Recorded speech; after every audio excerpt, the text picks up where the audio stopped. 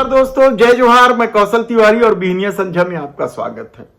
क्या छत्तीसगढ़ में double engine की सरकार पूरी तरीके से फेल हो चुकी है और उसके सामने इस प्रदेश के कानून व्यवस्था को संभालने का कोई रास्ता नहीं बचा है, या फिर प्रदेश की सरकार को किसानों की भी चिंता नहीं है?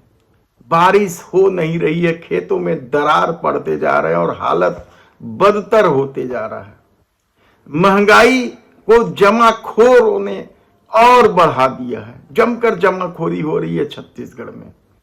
और बेरोजगारी का ये आलम है कि एक वैकेंसी निकलती है और लाखों बच्चे टूट पड़ते हैं उसकी नौकरी पाने के लिए।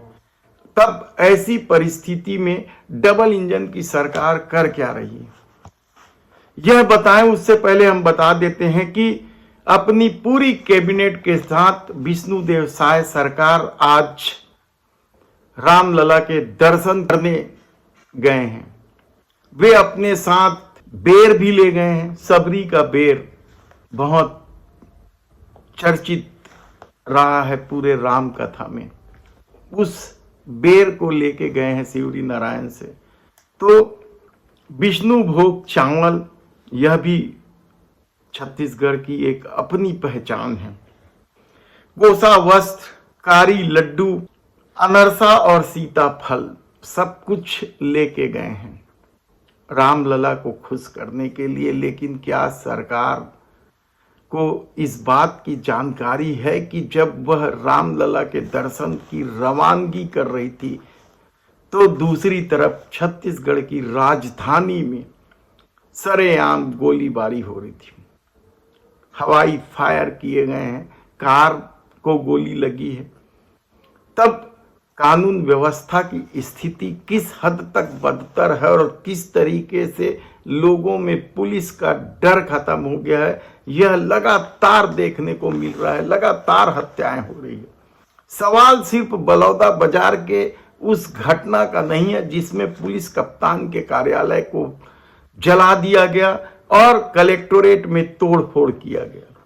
उसके बाद पुलिस पकड़ धकड़ कर रही है।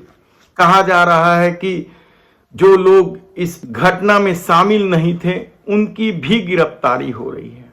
भीम आर्मी भी निशाने में है तो कांग्रेस के नेता भी निशाने में हैं। लेकिन यदि प्रदेश भर में लगातार हत्याएं हो रही हैं, याद कीजिए कि किस तरीके से सरेआम एक लड़की को बीच बाजार में चाकू मार दिया गया था सरगुजा क्षेत्र में। तो दूसरी तरफ जगदलपुर में जो घटना हुई है वह भी कम हैरानी की बात नहीं है। सरकार भले ही दुनिया भर का दावा कर ले, लेकिन महंगाई और बेरोजगारी ने आम लोगों का जीवन नारकी बना दिया। और नशे के कारोबार में जिस तरीके से सरकार भी लिप्त हो गई है, जिस तरीके से अवैध शराब बिक रहे हैं, जिस तरीके से नशे की गोलियां राजधानी के कई क्षेत्रों में बिक रही है, उसके बाद यह सवाल उठने लगा है कि क्या छत्तीसगढ़ में डबल इंजन की सरकार केवल पैसा पैसा पैसा कर रही है? क्योंकि वित्त मंत्री ओपी चौधरी ने भी साफ कह दिया है कि योजनाओं में पैसे खर्च हो रहे हैं, रोज बेरोजगार युवक पकौड़ा तल लें। ये सीधे नहीं कहा है, लेकिन इसी तरह का आशा है। उन्होंने साफ तौर पर कह दिया है कि वैकेंसी नहीं निकलेगी। तब ऐसी परिस्थिति में जब अपराध बढ़ रहे हैं, राजधानी में ही लगातार नशे के कारोबार फल फूल रहे हैं, जुआ सट्टा का जोर है और खुलेआम गोलीबारी हो रही हो, तब सवाल ये है कि आखिर बस्तर में जो जगदलपुर में जो दोहरा हत्याकांड हुआ उसका सच क्या है? क्या उसके पीछे महंगाई बड़ी वजह है? कहा भी जा रहा है कि जिस युवक ने अपने मां और बड़े भाई की हत्या की वह पूरी तरीके से कर्ज में डूबा था। उनके घर में आए दिन पैसे को लेकर विवाद होता था और घर चलाना मुश्किल होता जा रहा था। एक छोटी सी किराने की दुकान थी। आप सोच रहे होंगे कि अपनी मां और भाई की हत्या करते वक्त उस हत्यारे भाई का हाथ क्या नहीं कांपा होगा। लेकिन क्या महंगाई और कर्जे का बोझ इतना बड़ा हो चला था कि उसके हाथ अपनी मां और भाई के गर्दन तक जा पहुंचा।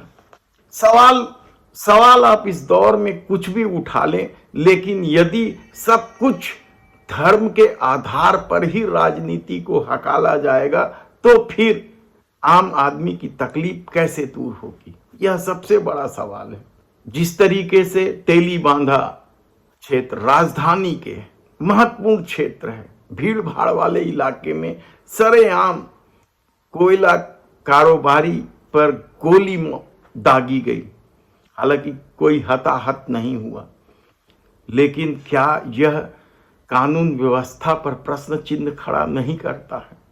आप खुद सोचिए कि एक तरफ कानून व्यवस्था की स्थिति बदतर है, किसानों की हालत खराब है, बुआई हो नहीं रही है, और दूसरी तरफ यदि सत्ता सरकारी खर्चे से यदि पूरे कैबिनेट के साथ रामलला का दर्शन करने जा रहे हैं तो यह किस तरह की राजनीति की जा रही है? आप खुद सोचिए। धन्यवाद।